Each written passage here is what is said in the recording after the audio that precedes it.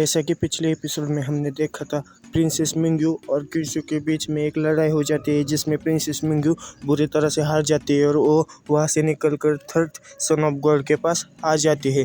अब आगे एपिसोड की स्टार्टिंग में मिंग्यू कहती है कि थर्ड टीम गॉड के मुकाबले में क्यूसू उनके सामने कुछ भी नहीं है। तभी पैलेस में से एक आदमी बाहर आ जाता है और कहता है कि फ्लोटिंग मून आइलैंड पर आखिर कौन आ गया है। तभी मिंग्यू कहती है कि मैं शाओ मिंग्यू हूँ, 9th प्रिंसेस मून डायनेस्टी की। मैं यहाँ पर थर्ड सन ऑफ गॉड से मिलने आई हूँ, प्लीज़ उनको जाकर बताइए।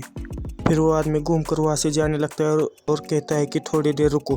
फिर मिंग्यू अपने मन में कहते हैं थर्ड सन ऑफ गॉड उनकी डिवाइन बॉडी के साथ यहाँ पर जो कल्टीवेशन करते थे फ्लोटिंग आइलैंड पर वो असाधारण होगी, वो सिर्फ छोटे से तालाब जितनी नहीं होगी। फिर आगे वो कहती है कि मैं शाओ मिंग्यू, मैं सबसे यूनिक हूँ, जो भी इम्पीरियल गॉडेसेस है उनसे भी, और मैं जब थर्ड सन ऑफ गॉड से मिलूंगी वो मेरी रिक्वेस्ट को कभी भी मना नहीं करेंगे। थर्ड सन ऑफ गॉड की मदद से क्यूसू मेरे सामने टिक भी नहीं पाएगा। ये सब सोच ही रही थी कि तभी पीछे से वो आदमी वापस आकर कहता है कि 9th प्रिंसेस मुझे माफ़ कर दीजिएगा, लेकिन थर्ड सन ऑफ गॉड ने आपसे मिलने से मना कर दिया है और आपको वो देखना भी नहीं चाहती। ये सुनकर मिंग्यू बहुत चौंक जाती है और कहती है कि क्या, और आगे कहती है कि आपने कुछ गलत तो नहीं सुना, थर्ड सन ऑफ गॉड मुझे क्यों नहीं देखना चाहती। फिर वो आगे कहती है कि मैं सन ऑफ गॉड की दोस्त हूँ। ये सुनकर वो आदमी कहता है कि मैंने कुछ गलत नहीं सुना, थर्ड सन ऑफ गॉड ने यही कहा है। फिर आगे मिंग्यू कहती है कि लगता है थर्ड सन ऑफ गॉड ने कुछ गलत सुना है, आप फिर से वापस जाइए और फिर से उनसे कहिए। फिर वो आदमी कहता है कि आपके कहने का क्या मतलब है। फिर मिंग्यू कहती है कि मैं 9th प्रिंसेस हूँ मून डायनेस्टी की, और थर्ड सन ऑफ गॉड क्यों मुझे देखना नहीं चाहती। फिर वो आदमी कहता है कि ये मैटर नहीं करता कि तुम कौन हो, ये मैटर करता है कि यहाँ पर नॉइस करना अलाउड नहीं है। फिर वो आदमी आगे कहता है कि ये अच्छी बात नहीं है कि तुम मेरे गॉड के प्रैक्टिस में डिस्टर्ब करो। वो आदमी जैसे ही जाने लगता है तभी पीछे से मिंग्यू चिल्लाते हुए कहते हैं थर्ड सन ऑफ गॉड में 9th प्रिंसेस हूँ, मैं आपको देखना चाहती हूँ। तभी वो आदमी पीछे मुड़कर कहता है कि साहसी रुक जाओ यहीं पर। तभी पीछे से थोड़ा सा दरवाज़ा खुलता है और अंदर से आवाज़ आती है कि रुक जाओ, 9th प्रिंसेस को अंदर आने दो। ये सुनकर वो आदमी कहता है ठीक है सन ऑफ गॉड। फिर प्रिंसेस मिंग्यू आगे अंदर जाने लगती है और कहती है कि थर्ड सन ऑफ गॉड कैसे मुझे देखने से मना कर सकती है, ये सब इस ईविल स्लेव की वजह से हुआ है। अंदर जाने के बाद Mingyu third son of God को ग्रीट करती हुए कहती है कि आपको देखकर अच्छा लगा। फिर थर्ड सन ऑफ गॉड कहता है कि 9th प्रिंसेस आपको इतना पोलाइट होने की कोई ज़रूरत नहीं है, क्या मैं ये जान सकता हूँ कि आप यहाँ पर किस लिए आई है। मिंग्यू कहती है कि मैं यहाँ पर उस कचरे 18 सन ऑफ गॉड से डील करने के लिए आई हूँ। ये सुनकर थर्ड सन ऑफ गॉड कहता है कि तुम क्या चाहती हो, मैं तुम्हारे लिए क्या करूँ। फिर मिंग्यू कहती है कि आपके पास मून स्पिरिट गॉड बॉडी है, अगर आप मेरी मदद करेंगे 18th सन ऑफ गॉड की फिजिक को सप्रेस करने के लिए तो ये बहुत ही अच्छी बात होगी। अगर 18th सन ऑफ गॉड ने अपनी स्पेशल बॉडी अवेक की है तब भी वो आपके सामने कुछ भी नहीं है। अगर थर्ड सन ऑफ गॉड अपनी चाल चलेंगे तो 18th सन ऑफ गॉड आपके सामने घुटने टेक कर दया की भीख मांगेगा। ये सुनकर थर्ड सन ऑफ गॉड बड़े गुस्से में कहता है कि 9th प्रिंसेस क्या तुम मेरा मजाक उड़ा रही हो। ये सुनकर मिंग्यू कहती है कि आप ऐसा कैसे कह सकते हैं, मेरा कहने का मतलब ये था कि 18th सन ऑफ की जो गॉड बॉडी है आपकी बॉडी के सामने कुछ भी नहीं है, बिल्कुल कचरा है। ये सुनकर थर्ड सन ऑफ गॉड गुस्से में कहते हैं कि बस बहुत हो गया, क्यूसू ने जो बॉडी अवेक की है वो तायांग गॉड बॉडी है जो कि स्पेशली मेरे मून स्पिरिट गॉड बॉडी को नियंत्रित कर सकता है। क्या ये तुम्हें सच में पता नहीं है या तुम पता नहीं होने का सिर्फ नाटक कर रही हो। ये सुनकर मिंग्यू काफ़ी घबरा जाती है और कहती है कि थर्ड सन ऑफ गॉड मुझे माफ़ कर दीजिए। फिर थर्ड सन ऑफ गॉड कहता है कि इसे भूल जाओ, तुम एक आखिर प्रिंसेस हो, तुम वापस जा सकती हो।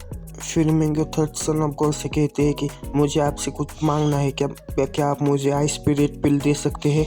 ये सुनकर थर्ड सन ऑफ गॉड कहते हैं कि आइस स्पिरिट पिल तुम्हें पता नहीं है क्या वो कितनी प्रीशियस है, और दूसरे नंबर पर आती है इमॉर्टिलिटी पिल में, और इस आइलैंड पर उनमें से कुछ ही है। फिर मिंग्यू कहती है कि हाँ मुझे पता है कि वो कितनी प्रीशियस पिल है, सिर्फ थर्ड सन ऑफ गॉड आप ही क्वालिफाइड है इस फ्लोटिंग आइलैंड पर प्रैक्टिस करने के लिए, और जो फ्लोटिंग आइलैंड पर प्रैक्टिस करता है वही प्रीशियस पिल को पोजेस कर सकता है, इसीलिए मैं आपसे पूछ रही थी।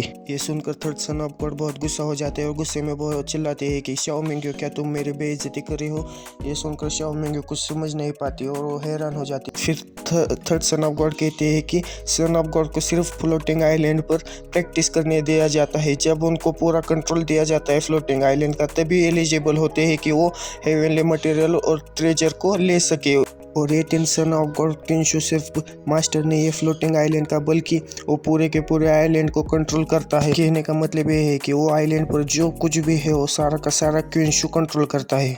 तुम यहाँ पर आकर जानबूझकर मुझे बार बार बेइज्जत कर रही हो, तुम काफी साहसी हो। ये सुनकर मिंग्यू कहते हैं कि सन ऑफ गॉड, मेरा वो मतलब नहीं था, मैं आपको बेइज्जत नहीं करना चाहती थी, मुझे लगा कि किंशु आपको कभी भी हरा नहीं पाएगा। ये सुनकर सन ऑफ गॉड गुस्से में कहते हैं कि किसने कहा वो मुझे हरा सकता है, उससे तो सिर्फ मुझसे ज़्यादा अच्छी अपॉर्चुनिटी मिली है और तुमने यहाँ पर आकर मुझे नाराज़ कर दिया है। ये सुनकर मिंग्यू बहुत घबरा जाती है और कहती है कि सन ऑफ गॉड प्लीज़ मेरी बात तो सुनिए। तभी थर्ड सन ऑफ गॉड अपने हाथों में एनर्जी इकट्ठा करते हुए कहता है कि यहाँ से निकल जाओ, और वो सीधा अटैक मिंग्यू पर कर देता है, जिसकी वजह से मिंग्यू सीधा फ्लोटिंग आइलैंड से बाहर निकलकर बहुत दूर चली जाने लगती है। तभी वो अपने पीछे अपने ऑरा की मदद से कुछ शील्ड जैसा बना लेती है और वहीं पर रुक जाती है और अब मन में कहती कि अब मैं क्या करूं, मैं तो अपने भाई को भी नहीं बचा पाई और मैंने थर्ड सन ऑफ गॉड को भी ऑफेंड कर दिया है। फिर वो कहती है कि किंशु ये सब तुम्हारे वजह से हुआ है। फिर वो आगे कहती है कि सबसे पहले ये होगा कि मैं अपने भाई को बचा लूँ और फिर कोई दूसरा प्लान सोचूं। फिर वो वहाँ से उड़कर जाने लगती है। दोस्तों, ये पीछे से किसी के चिल्लाने की आवाज़ आ रही है तो उसे अवॉइड कर दीजिए। मेरे पास एक तोता है जो कि दिन भर चिल्लाता रहता है।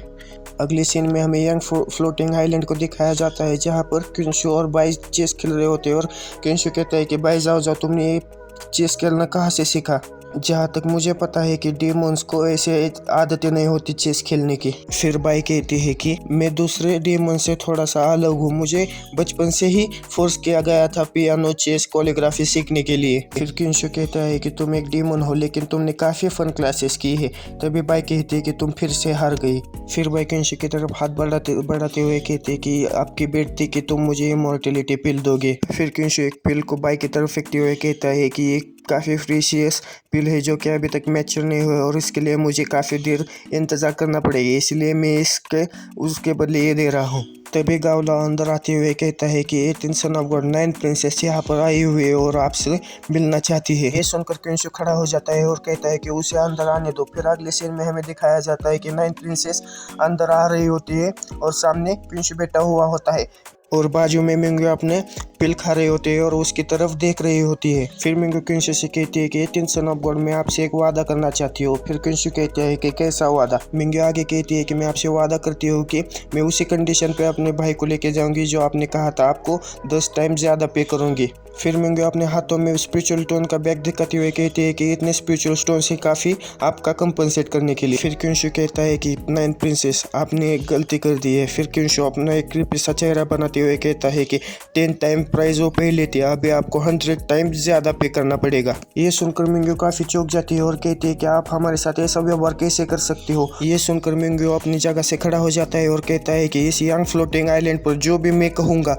वही यहाँ का नियम होगा। ये सुनकर मिंग्यू काफ़ी गुस्सा हो जाती है और कहती है कि तुम्हारे तो तभी पीछे से बाई उस पिल को खाती हुए कहती है कि ये अच्छा नहीं लग रहा है और वो पिल फेंक देती है जो कि सीधा आकर मिंग्यू के पैरों में गिर जाती है, जिसे देखकर मिंग्यू काफ़ी चौंक जाती है और कहती है कि ये तो जाओ हैंग के प्रीशियस पिल है, ये पिल तो द गोल्डन लेक्स को ओपन कर सकती है, ये इनवैल्यूएबल है। फिर से बाई दूसरे पिल को खाते हुए कहती है कि ये भी अच्छा नहीं है। फिर वो पिल फिर से फेंक देती है जो कि सीधा मिंग्यू के सामने आकर गिर जाती है। ये तो सेक्रेट फ्रूट है येलो ड्रैगन का, ये ड्रैगन स्पिरिट को ट्रांसफर कर सकता है। फिर भाई वहाँ पर रखे हुए सारे पिल और फ्रूट को खाते हुए कहती है कि ये भी अच्छा नहीं है, ये भी अच्छा नहीं है और उसे फेंक देती है जो कि सीधा आकर मिंग्यू के सामने गिर जाता है और मिंग्यू हैरानी से कहती रहती है कि ये तो प्रीशियस डस्ट फ्लावर है, ये तो प्रीशियस पिल फ्रूट है, ये तो मैजिक हर्ब है। ये सब देखकर मिंग्यू कहती है कि ये सारे के सारे प्रीशियस मेडिसिन है, ये सारे बहुत ही रियल होते हैं इस दुनिया में, इसमें तो हेवन और रात का एसेंस रहता है और यहाँ पर इन्हें जमीन पर ऐसा फेंके जा रहा है जैसे कि ये कोई कचरा हो। बस दोस्तों, इस वीडियो में इतना ही। अगर आपको वीडियो देखकर मज़ा आ गया हो तो वीडियो को लाइक और चैनल को सब्सक्राइब कर दीजिएगा।